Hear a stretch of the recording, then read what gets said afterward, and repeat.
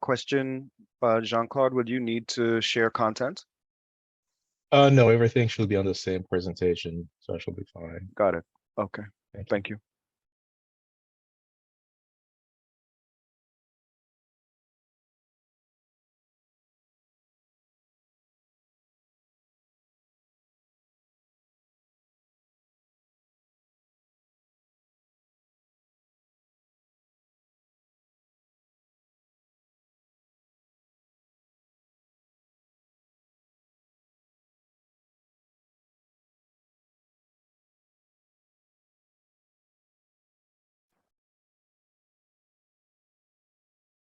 Okay, well, good afternoon, everybody. I think it's about time to get started. Uh, Let me just introduce myself. I'm Dr. Vaughn Critchlow. I am one of the associate deans here at the College of Social Work and Criminal Justice. And along with a wonderful team, which includes Dr. Mariana Colvin and Mr. Todd Hedrick, along with, of course, Catherine Frazier-Jones, Matt Canavan, and many others who have consulted on this and helped us to bring this event to fruition. Just want to say thank you to all of you. Appreciate all of you. I'm really excited today, really excited that we could have for our college really an inaugural event, financial strategies for now and beyond, which is the first in a series of events geared towards financial literacy and responsibility for our students. And also really, really happy to have had several conversations with Tamsin French, who has really provided great insight to us and has some great ideas and expertise to share with us on exploring student aid resources, cost-saving strategies, budgeting. These are things I wish I knew as a college student. My goodness. And so, I'm really looking forward to what we could learn here today. Tamsin is Associate Director of Student Financial Success over at the Office of Financial Aid. And she is joined by a stellar presenter in his own right, Jean-Claude Ndongo, who is also at the Office of Financial Aid. He's a financial professional with lots of experience. I believe he's also a PhD student. And good for you, sir. Look forward to calling you doctor. And he's also going to present some information on budgeting. We could all use some of that, right? Okay, so I'm not going to take up any more of the time. I want to hand it over to Tamsin to share with us and our students. Thanks so much. Thank you so much.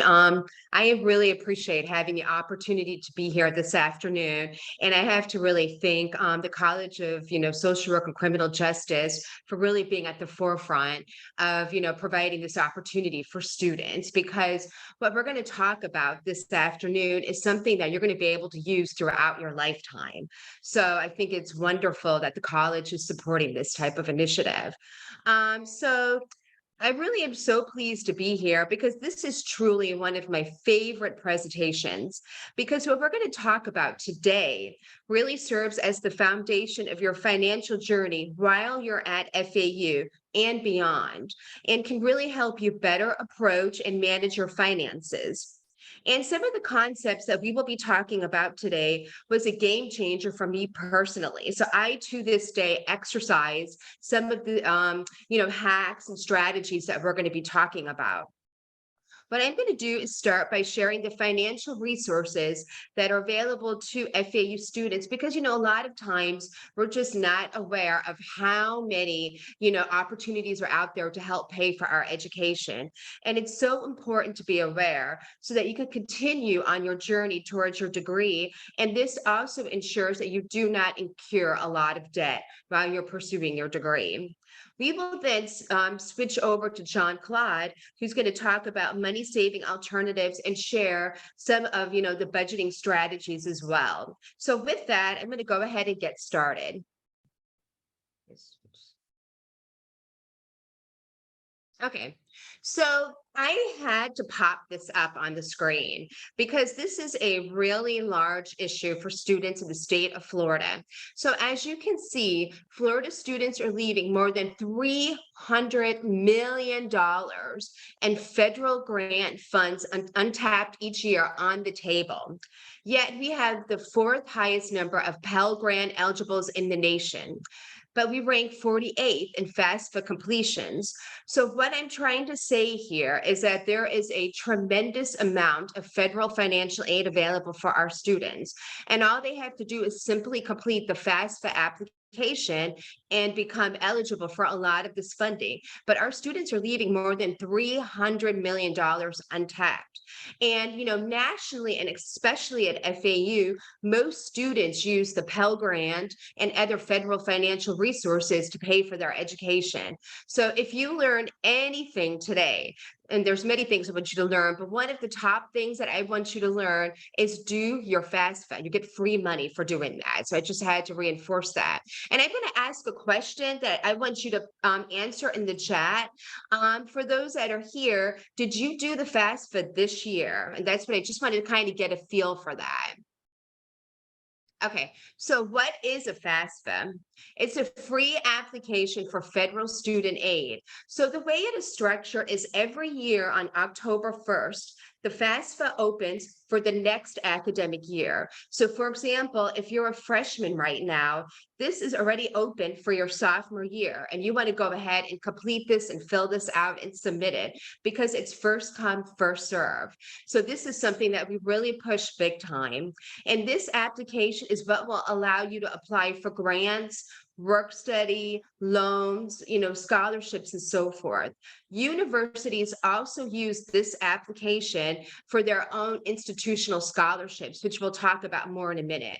And a lot of those scholarships become open in January. So you really want to have this completed by the end of December so that you can be up for consideration when the scholarships start opening up in January for next year.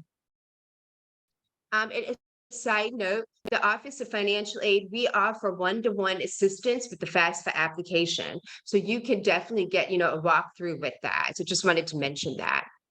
Okay, for those of you that might have the Bright Future Scholarship, because a lot of students also use this to pay for their education, sometimes there's a bit of confusion on, what is the requirements to renew. So I thought it would be important for me to pop this up here. If you are a Florida academic scholar, you need to make sure that you maintain a 3.0 GPA. You have to take at least 6 credits. Your scholarship would be prorated based on credits, but must take a minimum of 6 credits and be degree seeking.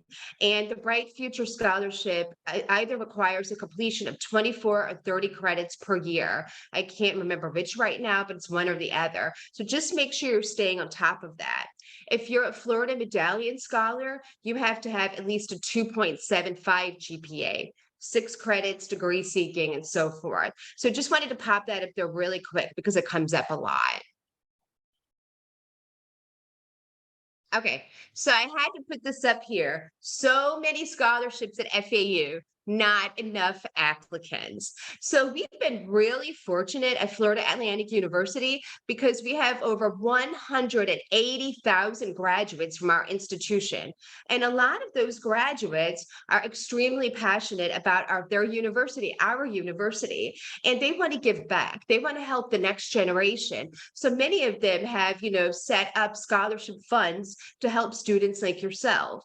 So I'm going to talk a little bit more about that. We have alumni that fund scholarships. We have companies that are also very impressed with the caliber of graduates that are coming out of this university, particularly your college, and they're providing funding resources as well.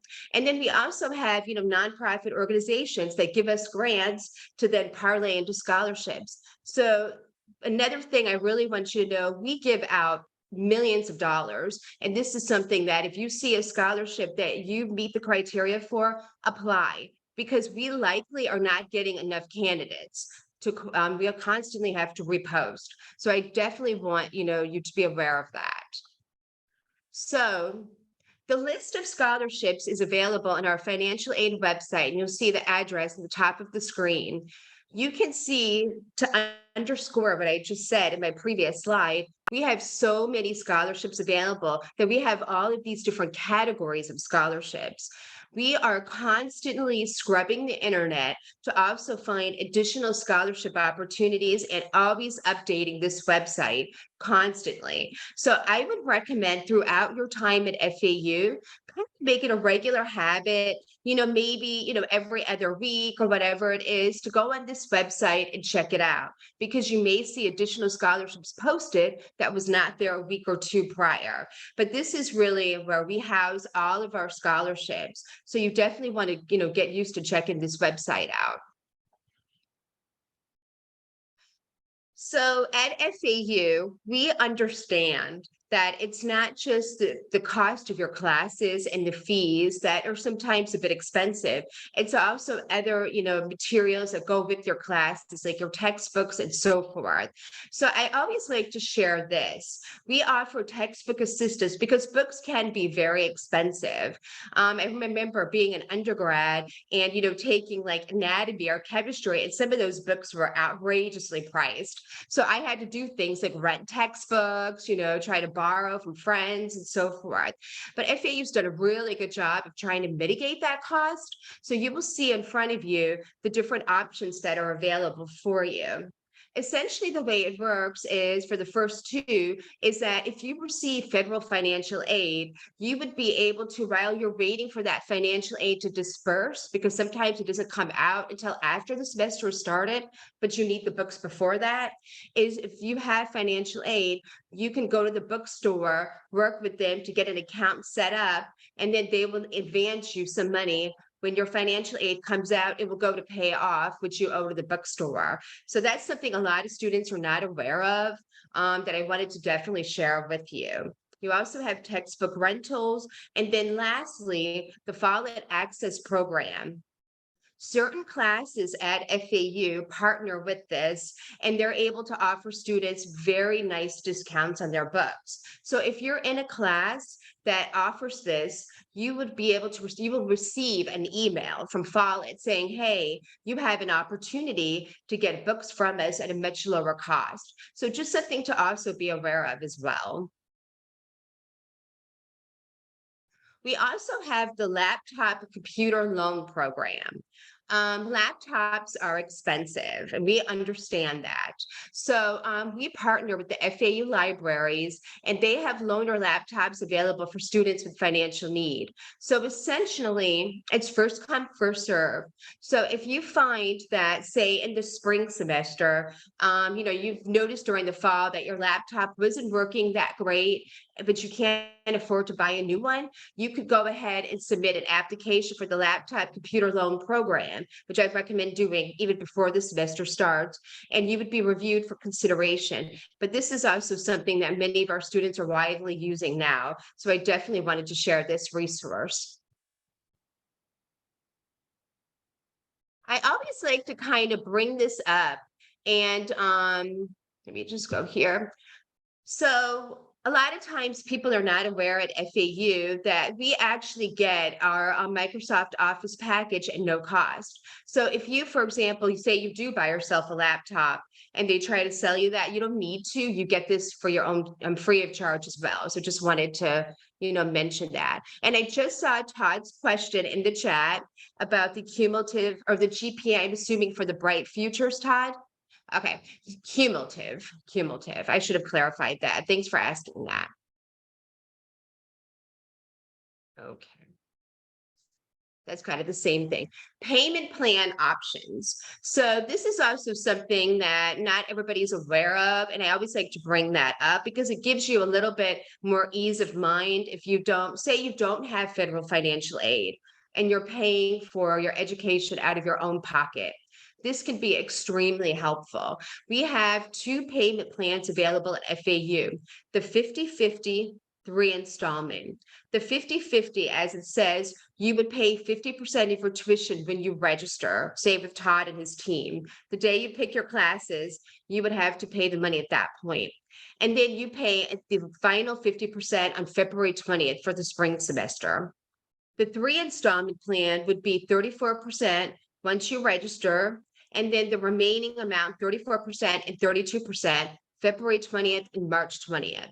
Now, the caveat I will say here is that hopefully you would have done your FAFSA and hopefully you're getting federal financial aid. And if you are, you don't really need to do the payment plan because we defer when you have to pay your money to the university because we know you're getting financial aid and we know it takes longer for us to get the money, from the government. So you don't have to worry about doing this as much. But for those of you that might need that, I always like to share that.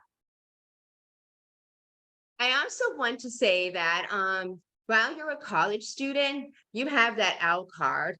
Use it all day long, as often as you can, because there are so many companies, restaurants, movie theaters, whatever it is, that will give you student discounts. I wanted to pop this up here for those of you that might be looking for a tablet, a laptop, whatever it is. These companies and many more give very nice discounts for college students. So I always just kind of like to share that also. I found it very helpful when I was in school. Additionally, we understand that we have seen that many of our students come up against a lot of financial hardships while they're pursuing their degree. And our university is extremely passionate about doing everything we can to provide help to our students so they can get to that degree they're working so hard for. And your college is very good about that. You got a really good group of people in your college. So some of the things that we offer to help students, we have a lot of students that deal with food insecurity. So on campus, we do have a food pantry, which is the first thing you see. You'll also see third on the list, Boca Helping Hands, which is located very close to campus. And they offer a hot lunch program Monday through Saturdays and dinners on Thursday evenings. And this is open to our students as well. So I just wanted to share this because I have seen the need for this. I've had, John Claude and I have had a few students talk to us or indicate that they were also dealing with food insecurity as well. So it's something really important. The Dean of Students office also has other community resources available. And then we do have the Broward County Financial Capability Program. This is really an excellent program. They will work with FAU students that live in Broward County and kind of do individualized financial counseling to, on a monthly basis to help you start developing those good skills now. And if you meet the program requirements, they will start to help you with your educational expenses or maybe trying to help you save, for a new apartment, whatever it might be. So this is also an excellent resource to check into as well. Okay, I'm going to go ahead and I'm going to turn it over to John Claude, who's going to talk more about the budgeting.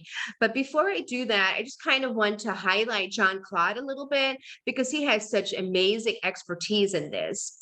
So he's currently doing a PhD in public administration with a focus on public budgeting and financial management. So I thought this is the perfect guy I'm going to have speak this afternoon. He has an extensive background in finance and banking. He used to provide financial planning advice to individuals and business clients and managing investment portfolios for high net worth individuals. So this is a guy that knows what he's talking about. And if you have any questions, you definitely want to talk to JC about it. He's a member of the American Society for Public Administration and the Academy of Management. So with that, I'm going to turn it over to JC. Thank you, Samson. Thank you for the kind introduction. And I really just wanted to first reiterate FAU's commitment to helping students. Again, as a former financial professional, these are the types of conversations I had with clients in banking and investments one-on-one. And sometimes these conversations about financial wellness or financial management happened too late when people were in financial trouble. So as Dr. Critchlow mentioned earlier, a lot of people really didn't get this type of information on financial wellness as undergrads or prior to really started earning money. So again, kudos to FAU for offering these type of services to our students. So really what I'll focus on today is budgeting. And in a nutshell, when we look at personal budgeting, it's really just a mechanism. So just a way of keeping track of one's money.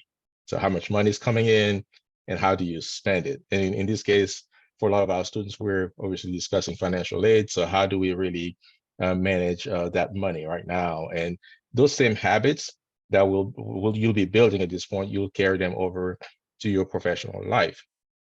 So once you start earning an actual income, you'll also still be able to keep up with the same habits. So it comes down to again, how do you manage your expenses? Sometimes we have fixed expenses and also variable expenses. Some of those fixed expenses, we're looking at housing, insurance, cell phone bills, and things of that nature. Variable expenses are things like food. So our grocery bills are not always the same every month or every week. Sometimes electric bills are not the same, or water bills or things like that. But it also comes down to being able to make a difference between our wants and our needs when we're spending money. So certain items clearly fall under needs and wants, and others may sort of straddle the fence. So cell phones, for example, a few years ago, cell phones were really just more of a want because people were really depending on landlines. But over time, it's really become more of a need. But there's also a little caveat there. So when you have a cell phone, I'll use my own example. I still use an iPhone 7 or 8, I believe, right? It's a need. I need to have it. It works. I have a little bit of trouble charging it, I have to admit. Now, do I want a more recent cell phone? Yes, I do.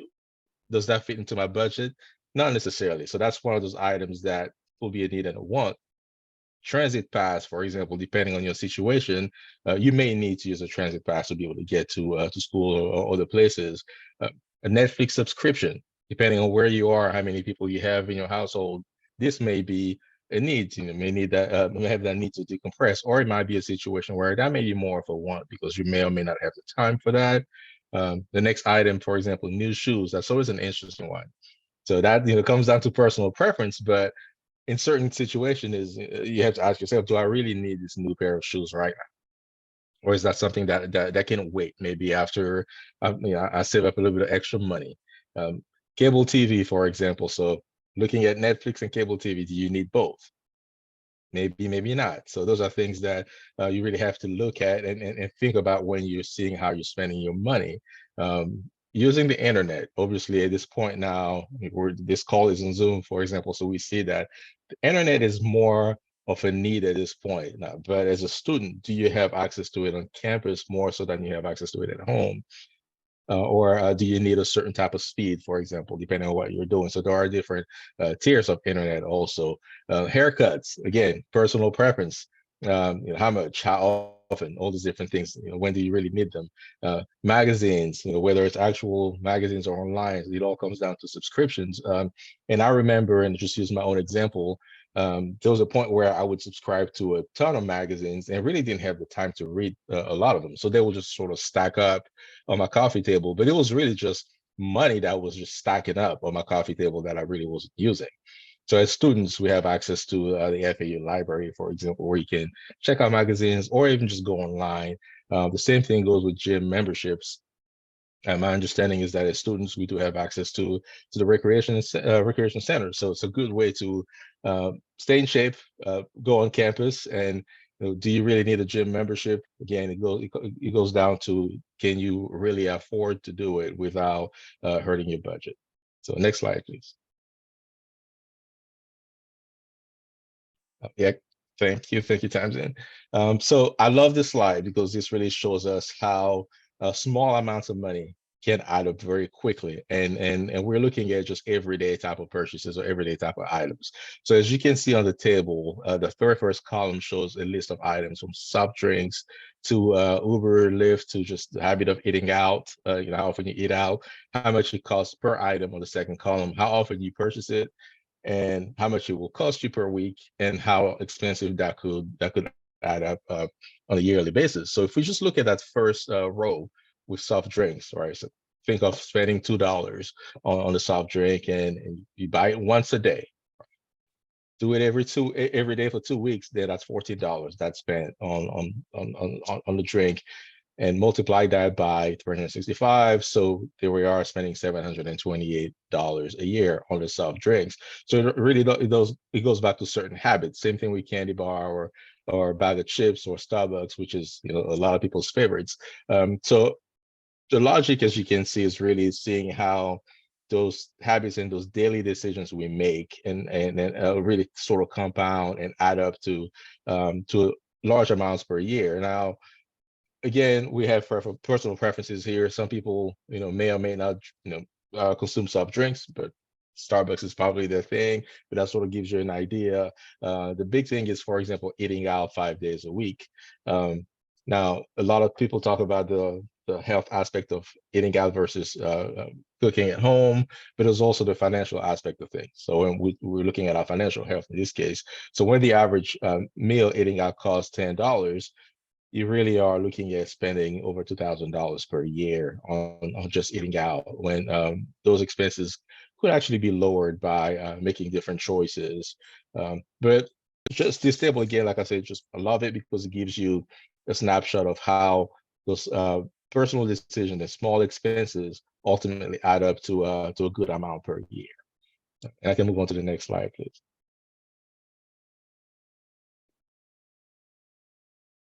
Let me just pop Next. in ads. When you see that amount on the bottom, $11,544, if you're a Florida resident, at FAU, this is almost 2 years of tuition, by the way, at FAU. So I just kind of wanted to throw that out there, and just mention that. So you really just kind of want to, keep a handle on that mindless spending. We're not saying you can't ever eat a bag of chips again. You should.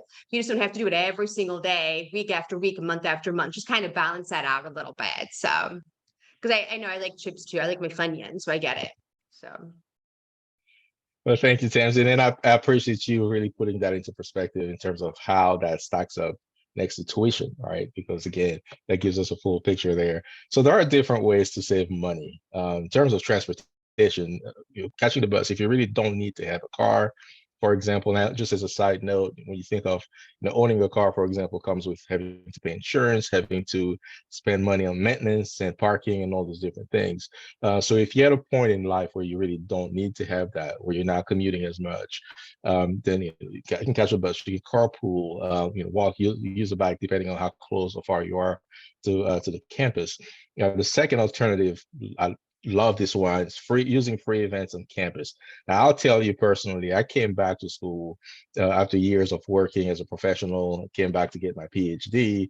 Now, I have an OWL card as a student. So I do take advantage of a lot of free events. I take advantage of reduced ticket prices for sporting events, for example. Some events provide free food, so you can also take advantage of that. Tamsin mentioned earlier using your OWL card at various restaurants, stores, and movie theaters.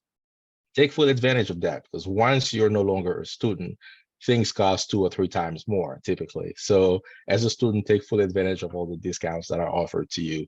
For those that are driving, you can save on gas by using the Gas Buddy app. That helps you locate the cheapest gas in your area. And it all adds up again. It might be 5 or 10 cent difference, but it all adds up once you start filling up. Another way to save money is to do a no spend challenge. So start out small, only spend on essentials and planned purchases. And this really, again, goes back to just personal discipline and building habits. And really asking yourself, do I really need that that item or that experience, or is it just something that I want to do, or can I put that off for a moment where I actually have saved the funds for that? The last one, I really like it a lot, using the 30-day rule to control impulse spending.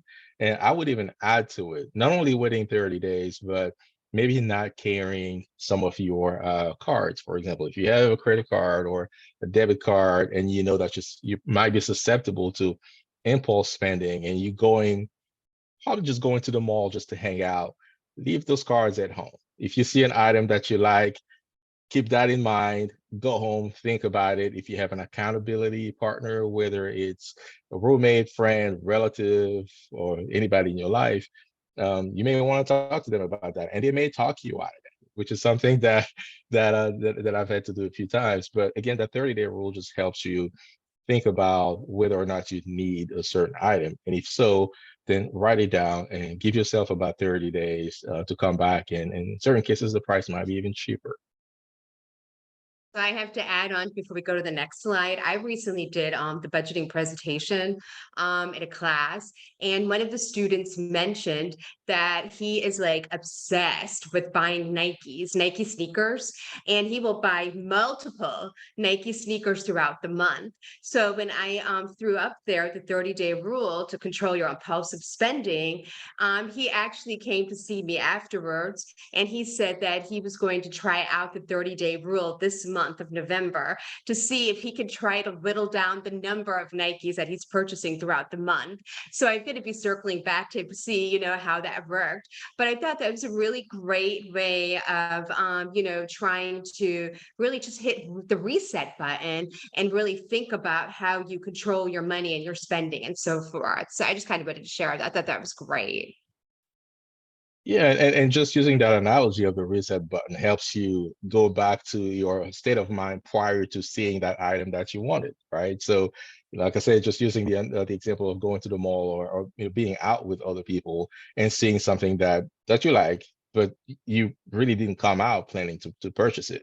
So walking away for that 30-day period, to your point, Tamsin, just kind of helps you reset to that state of mind prior to seeing that item and really thinking about whether or not it's worth the expense at the moment. So there are various budgeting methods. So one of the main methods that people use is the zero-based budget. So you're essentially allocating money to expenses, savings, and debt payments. So you have these different buckets in your mind, or sometimes even on paper or on an app. And the goal is that you look at your income, which is essentially all the money that comes in from the various sources, whether it's financial aid, money from a job, or anything like that, and you subtract all your expenses, and the goal is to just come down to zero. So you're really allocating a portion of your money to, like I said, your housing, insurance, food, and things like that, saving a portion of your money, which again, as a former banker, I highly recommend practicing saving and having a savings account. So talk to your banker if you have not done that already, and also setting aside money for any kind of debt that you may have. Now, in this case, with the zero-based budget, if you come in under budget in a certain category at the end of the month, so if you have extra money, have an extra 50, 20, $100 laying around, add that amount to next month's budget. So this is what you're starting out with, right? So if you were supposed to start out with $600 or $700, then you have an extra 20, 50, or $100 to that. Or better yet, move that extra money that's laying around into your emergency fund, which ideally should be your savings account. And the idea behind the savings account is to not touch it unless you have an emergency or you're saving for a specific goal. So the second method is the 50, 30, 20 method. So there are actually apps and certain websites that help you, and certain banks really that have tools that help you practice the 50, 30, 20 method. So you allocate 50% of your income on essential expenses. So again, we're going back to your housing, your insurance, cell phone bills, your groceries, if you can sort of have an idea of how much you would spend. You allocate 30% on leisure. So that goes back to, again, we talked about Netflix, we've talked about gym membership and things like that are not essential for you to live, but at the same time, you do still want to enjoy your life. And the 20% is really 20% allocated to financial goals. So your financial goals really should be saving. So there's a saying in finance to always pay yourself first. And paying yourself really means your future self will thank you. Will thank your younger self for having saved, for having practiced good financial habits that, again, you're starting right now, but that you will carry over throughout your life. So that 20% should include a portion of savings, but also should you have any kind of debt, you should also allocate money to pay that off either pay it off or pay it down at least every month. Debt is not something to be ignored and kind of pushed aside, because it ultimately just gets bigger. So debt is a problem that only gets bigger as you set it aside. And as far as budgeting, there are various apps out there. So Mint.com is one of them. You guys actually might be familiar with a lot of them. NerdWallet's another, Every Dollar. And at this point, I would venture to say that every financial company, whether it's a bank, any of your traditional banks, credit unions, investment companies or whatnot, they all have apps. And they've all, coming from the industry, they have all understood that they need to provide those tools to their clients. Because from a business perspective, a lot of those banks do want clients to be financially sound, because if they don't do that, then their competition is doing that. So they really try to retain you as a client. So the tools really are out there. So for those of you that have relationships with banks, if you haven't already downloaded your bank app, go ahead and do that. It's a good way to really keep track of your budget, your expenses real time, rather than waiting for statements to come in the mail, if they still do that. But that's also a good way to start conversations with financial professionals, like at your bank, for example, because then they really are looking at your money, how that applies to you and your own situation as well. So we can move on to the next slide, please. And this slide really is just a picture of a quick snapshot of some of those apps that are out there. Again, as you can tell, the very top portion shows you your paychecks as they come in. Now, all the apps are not the same, but they tend to sort of to give you the same type of information, really showing how much money you have coming in as your income. A lot of apps also break down your different expenses in different categories. So as you can tell in the second line over to the left, you have your mortgage or rent that's showing how much is planned and how much is remaining, how much is being spent on certain things, water, gas, and all that. And I really like the graphs and the pie chart on the right side, because that just gives you a visual. Sometimes that's really what, and I'm a very visual person myself, so that really shows you a quick snapshot of where you are and how much you're spending. And you can also start comparing from month to month, how are you doing? And the more you start looking at that, the more you can see, am I really sticking to my goals? Now, I do that, when I practice that 30-day challenge, and Tamsin, for example, that student that you mentioned with the Nikes, right? So that person can actually go back and look at where they were 30 days ago when they refrained from spending extra money on those sneakers, and see how that pie chart is actually moving, and how maybe more money can be allocated to savings, and just, again, building those good habits. Next slide, please. So in terms of resources, and I'm coming up to the last two slides at this point. So cashcourse.org is a great resource. As you can tell at the bottom of the screen, bottom left, there's a section for students. I personally went in there, created a student account. There's a ton of resources on everything from budgeting to savings to starting a conversation around investments, credit cards, things like that. And again, it's free. So I would highly encourage you to go in and create a Cash Course account if you have not done so already. Last slide, please. And the next slide, this very last slide, again, highlights financial wellness through FAU's financial aid. So again, our very own Tamsin French is the perfect resource, not only because of the knowledge that she has when it comes to financial aid and financial wellness, but also her commitment and everybody's commitment within the financial aid office to making sure that FAU students are in the best shape when it comes to handling their finances. So thank you.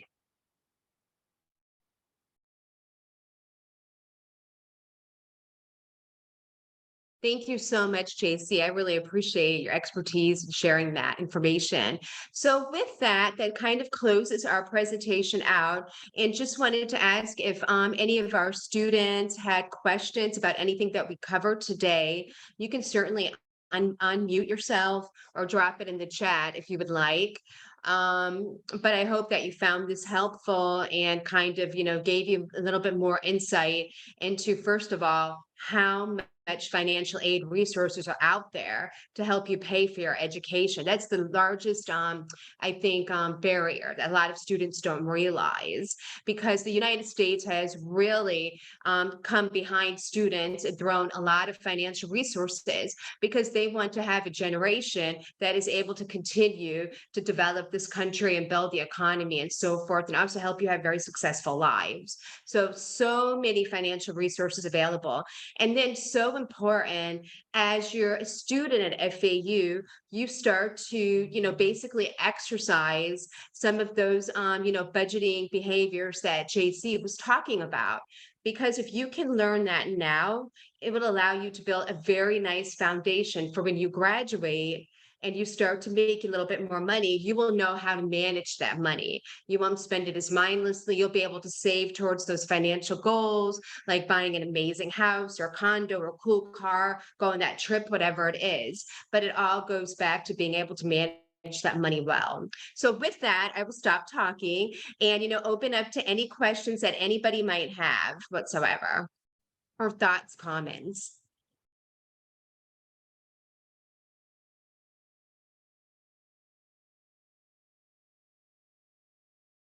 Quiet group. I'm assuming that JC and I did so amazing. You all learned everything you needed to know about all of this stuff. And oh, good. I like that Mariana said she likes a finance app. I agree with that. Um, I will say I have found that when I do some of these presentations, that a lot of times because money is such a personal thing, people don't always want to ask it on a public platform. So you can always, email me directly. I'm going to put my email in the chat. And then I tend to find that students reach out to me for more of an individual one-to-one conversation, which makes total sense. I can ask a question. Uh, Thanks so much, Tamsin and Jean-Claude, for the presentation. I learned so much. Thinking about that 30-day rule, all right, in terms of some of that spending, But let's say I'm a college student and I've already spent a lot of money over the course of 2 years. I'm going into my junior year, and I think that I partied all the way through my first year and lost some scholarship money, and I think I attended too many parties, and I'm trying to rehabilitate my standing, right? Try to get back in good standing at the university and trying to get my finances in order. Um, what types of recommendations do you give to me, as I go into my junior year, feeling very discouraged that I'm in a lot of debt and I don't have a lot to show for it, and I don't know if I'm going to graduate college on time. So I might need more financial aid than I'd even planned to. Um, how do I get myself back on the right track? So basically, what it comes down to is that for your scenario, which is very common, it does happen, students really have to get themselves back on track academically. That is where it all really starts. And we see that come through.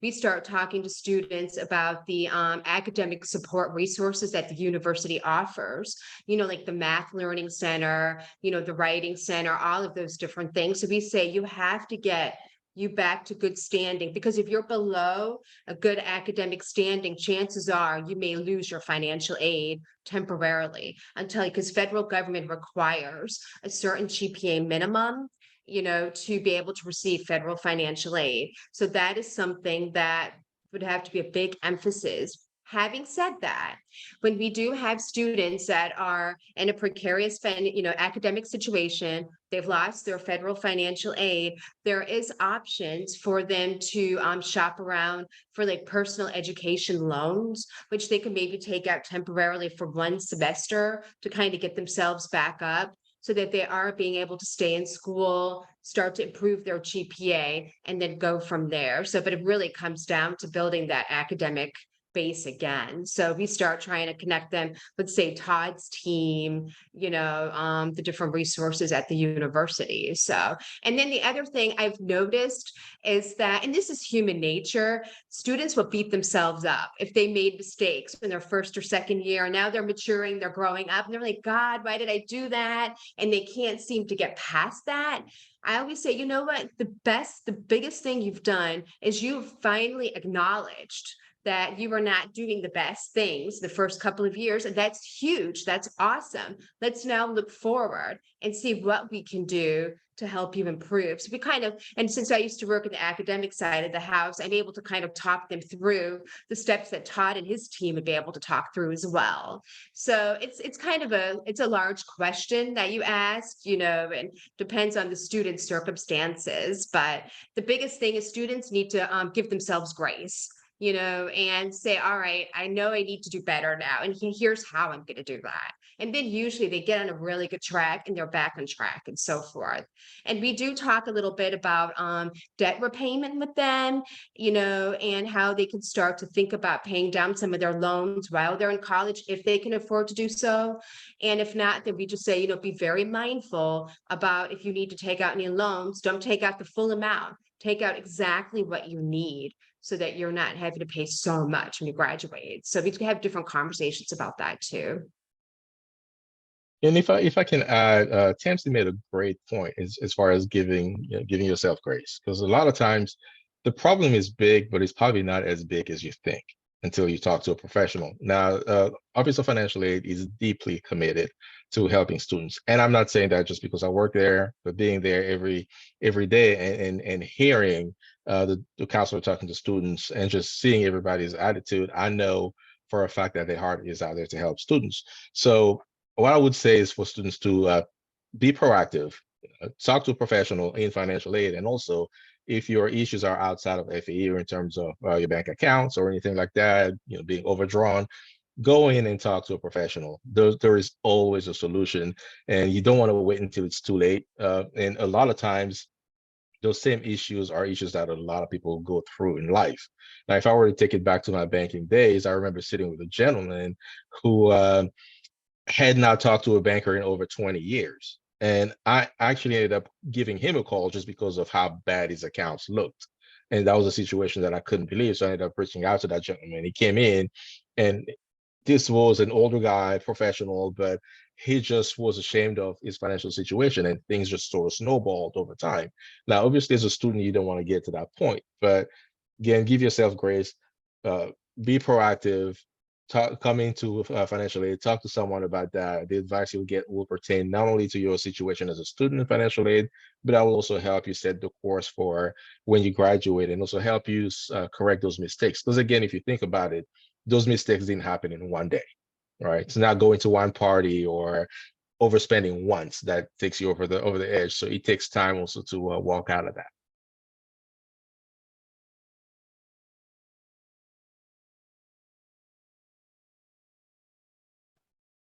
What are your thoughts on students' use of credit cards?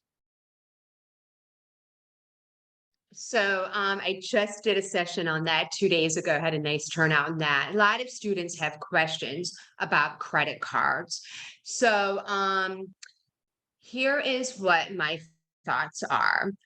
First and foremost, they do need to start developing a credit history so that, when they graduate and they go out there and they want to maybe purchase that home in that dream neighborhood, they have, credit history that, a lender can consider and try to give them a better interest rate, so on and so forth.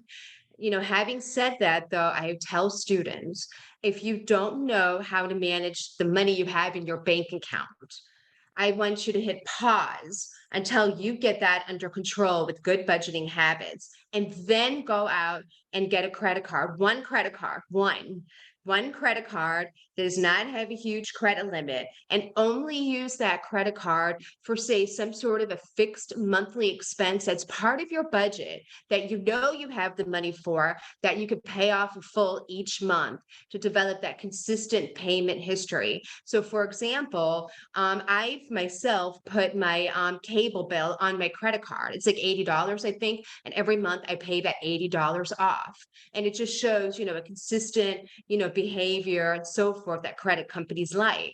So credit cards can be a tool while in college to help you build that credit history to have a really nice financial future, but it should not be a crutch. It should not be a crutch. So you can go and buy the newest Louis Vuitton handbag or Nikes or whatever it is. It needs to be a tool to help you get to your, financial goals in the future. So it's kind of a necessary evil, but you have to be careful to manage it well. If you manage it well, it's a beautiful tool. So if I can add to this, and I'll try to be as brief as possible. Tamsin and I have had conversations about credit cards. Obviously, I've talked to thousands of people about that. But I'll reiterate Tamsin's point. One credit card. As a student, you don't need any more than that. One credit card, low credit line. Keep a close eye on that. Pay it off every month, ideally. Not paying it off. If you can't pay it off, pay more than the minimum. And paying off a credit card, sometimes when we think about that, it's this daunting task. Now, you don't have to pay it all off on the due date. You can make smaller payment throughout the month. You don't have to wait to just make one lump sum payment. So you can make small payments throughout the month. So if you go out and you go to a certain store where you don't feel comfortable using your debit card and you go, well, I'll use my credit card instead, spend 20 bucks, get home, pay that 20 bucks off the same day or the very next day. The credit card company does not prevent you from doing that. So typically we tend to just wait until the statement comes. By then the balance is too large and it's hard to pay off. So again, one credit card, pay it off as often as you can. Set up alerts. Credit cards will companies will allow you to set up alerts so you can get text messages on your credit cards when you go to over to a certain amount, for example, or just when your payment is due. So you get an alert maybe 2 or 3 days before you have to make your payment. But the main thing to remember is credit cards are other people's money. It's the bank's money. So it's really not your money. And what happens when we borrow from other people, right? If we don't pay them back, they either come after you or they tarnish your reputation, right? So credit cards will start calling you, credit cards will start sending you bills at home. And if your mail happens to go home to your parents, for example, that's a conversation you may not want to have.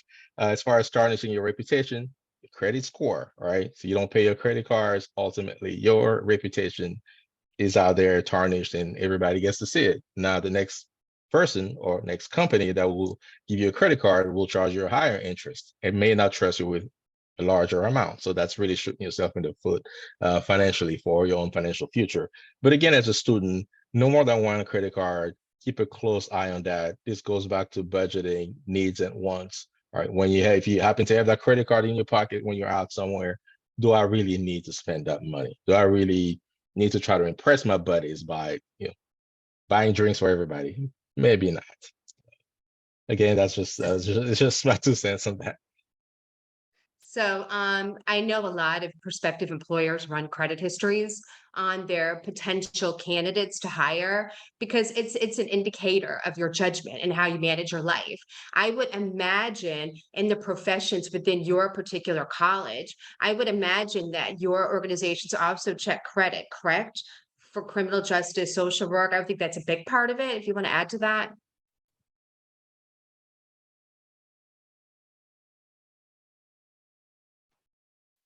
Yes, absolutely. Justice-related professions that, many of our students seek, uh, employers do look at, do an entire background check that would include financial background or the look for financial conflicts of interest, etc. So, all of these things are important for our students, most definitely.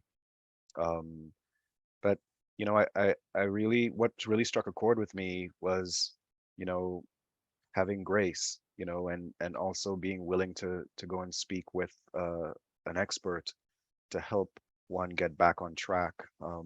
That for me, it's a message of hope for our students who have made mistakes, and uh, I don't think there's anyone of us on this meeting who has not made a mistake, right? And it's really about how we come back from it, how we respond. Do we learn?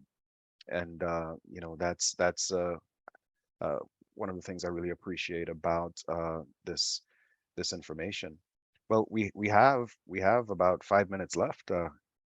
Any other questions, comments from anyone in the group?